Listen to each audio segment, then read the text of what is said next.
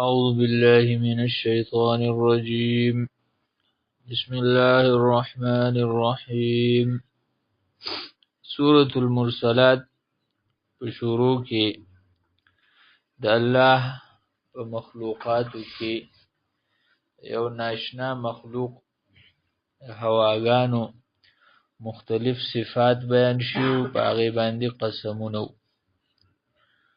په دې کې زمونږ دپاره د غور او فکر دعوت دی چې مونږ د الله په مخلوقاتو کې غور او فکر کوو، به طور خاص په دې ځای کې چې کوم مخلوق ذکر شوی دی هوا، د هغې هوا په اقسامو او د هغې په مختلفو فوایدو او د هغې په مختلفو صورتونو باندې مونږ غور او فکر وکړو، د دې نه د الله قدرت معلوم کو او د الله رب العزت بڑایی زمونږ زړه ته راشي. سورت په شروع کې قسمونه ذکر کړي دي او اوږد قسم دی.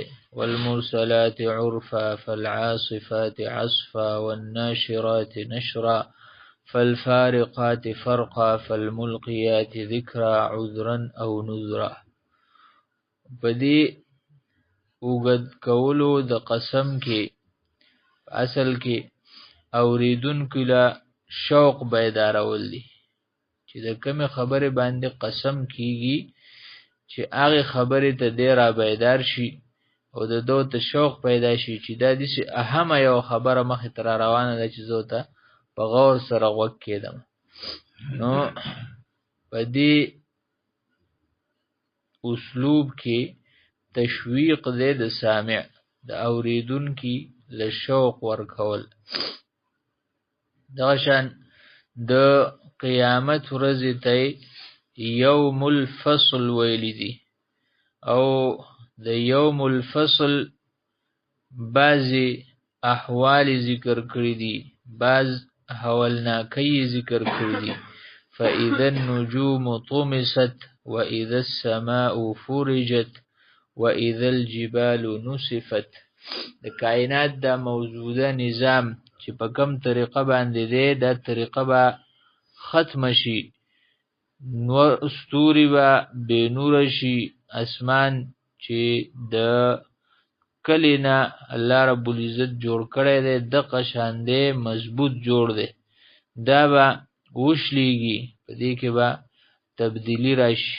غرونه دا به د ځمکې نه اوچت کړی شي، وابلوزي. نو د قیامت هولناکۍ مونږ ته را یادوي چې مونږ د هغې ورځې هولناکۍ یادې کړو او د هغې دپاره تیاري شروع کړو. ویل یومئذ للمکذبین، آیت نمبر 19 چې دی دا په دې صورت کې بار بار په تکرار سره راغلی دی او د هغې وجه دا ده چې په هر ځای کې د تکذیب مختلف قسم دی، په هر ځای کې د خلقو مختلفه رویه ذکر کړې ده دین طرف ته، چې په چا د یو څیز تکذیب کړی دی، چا د بل څیز تکذیب کړی دی. د ټولو دپاره د تکذیب کوونکو د هر یو قسم دپاره هغه تباهي او هلاکت یې پکې بیان کړی دی. بیا په آیت نمبر 20 کې د الله رب العزت د قدرت بیانو چې تاسو څنګه د بعث بعد الموت نه انکار کوئ، حالانکه تاسو ته پته ده چې تاسو د څه نه پیدا شوي یې. نو کوم ذات چې په دغه خبره باندې قادر دی چې تاسو یې د یو سپکو اوبو نه پیدا کړي یې، هغه یې په مختلفو مراحلو نه تېر کړي دي دغه اوبو، او تاسو ته جوړ شوي یې په یو خاص اندازه باندې. دغه الله په بعث بعد الموت باندې هم قادر دی. نو چې انسان د خپل تخلیق طریقې ته غور کوي او په هغې کې سوچ او فکر کوي، په هغې باندې د الله قدرتونه را یادوي. دغه شان په آیت نمبر 25 کې د دې خبرې بیانو چې الله رب العزت دا ځمکه چې ده نو دا یې راغونډونکې راجمع کوونکې جوړه کړې ده د احیا او د اموات دپاره. په دې کې د ځمکې په سر باندې ژوندي خلق اوسي او د ځمکې په خېټه کې دننه مړي ښخېږي. نو چې مونږه د دې دواړو حالتونو نه عبرت اخلو. په دنیا کې ګورو، د دنیا د مخ د ژوندو نه عبرت اخلو. د دې نه مخکې ډېر شي خلق ژوندي په دې دنیا باندې، اوس دا خلق ژوندي دي، دې نه وروستو به بیا نور خلق وي. دغه شان قبرونو ته کله کله په طور د وعظ، په طور د یادګیرنې ځو او د هغې نه نصیحت اخلو چې یو وخت دلته زمونږه د راتلو هم دی. څنګه چې پکې دا نور خلق وستی، نو دې ځای ته زمونږه هم راتلل دي، نو چې د هغې نه مونږه نصیحت اخلو. دغه شان په آیت نمبر 27 کې د دې خبرې بیانو چې الله رب العزت تاسو ته په دنیا کې خوږې اوبه مهیا کړي دي چې هغه تاسو څښئ، تاسو په خپلو ضرورتونو کې په کار راولئ.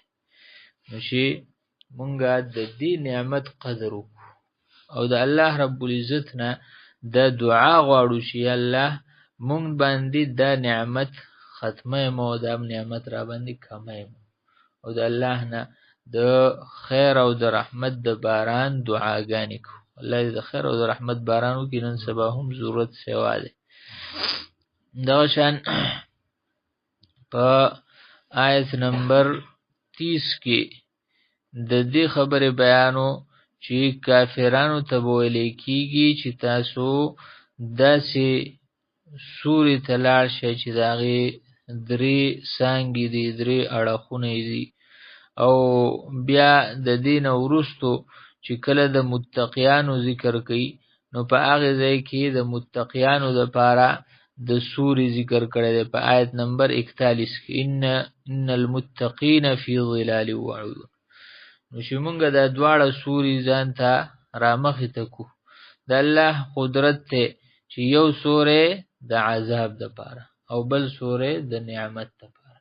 نو دا د دې دواړو سورو حقیقت ځان ته رامخې ته کو، د کافرانو د هغې سوري نه پناه وغواړو او د مؤمنانو هغه سوری د ځان دپاره طلب کو. الله دې زمونږ د ټولو نصیب کړي. دغه شان د جهنم د اور سختوالی پکې ذکر شوی دی چې د هغې بسر کې چې دي د هغې به ډېر غټ لوی حجم او ډېر غټ لوی جسامت به وي. نو چې مونږه د جهنم د عذاب نه د الله په پناه کې راشو، هر ټیم د الله نه دا دعا غواړو، یا الله ته زمونږ نه د جهنم عذاب واړی، یا الله ته مونږه د جهنم نه وساتي. د دې خبرې خامخا په خپلو دعا کې التزام کو. په آیت نمبر 32 کې د جهنم د عذاب صورتونه ذکر شو چې دا لوی بسر کې دي، د دې داسې چې هغه د تورو اوښانو په شان دي، د تورو د رسو په شان دي، داسې خطرناک دا بسری دي د هغې اور. نو دا په دې خبره باندې دلالت کوي چې د جهنم شکل و صورت د جهنم دا اور دا انتهایی زیات تیز دی او د دغې تیزوالي د وجې نه د هغې رنګ تور دی. د دنیا د اور رنګ مختلف دی د هغې نه، او د هغې اور رنګ تک تور دی، د هغې لمبه هم توره ده، د هغې بسر کې هم تور دی، هر قسم د کریه المنظر دی او شدید الحرارت دی، ډېر زیات ګرم او ډېر زیات یرونکی دی. چې مونږه د الله رب العزت نه عافیت غواړو د دغې اور نه، چې الله مونږ ته د دغې نه عافیت نصیب کړي، الله مونږ ته د دغې نه پناهي راکړي. دغه شان په آیت نمبر 39 کې د دې خبرې بیانو چې کافرانو ته به وویلی شي فإن کان لکم کید فکیدون، څه چل ول کولی شئ نو وکئ، ځان خلاصولی شئ نو خلاص کئ. دا دیو ته د خپلې عاجزۍ یادګیرنه ورکولی، تاسو هیڅ نشئ کولی. او د دې خبرې طرف ته اشاره ده چې په دنیا کې دا خلق ډېر په چل ول پوهېږي، ډېر زیات سازشونو باندې پوهېږي او قیدونه او مکرونه ورسره ډېري. په آخرت کې به دغه قیدونه مکرونه په کار نه راسي، په آخرت کې به د دغه هیڅ فایده نه کیږي.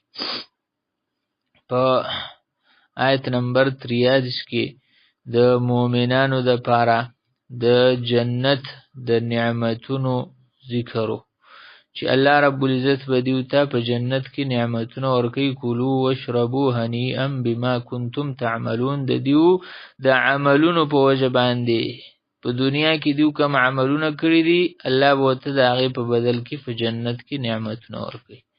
او جنت ته تلل دا د الله رب العزت په فضل سره دی، د الله رب العزت په رحمت سره دی.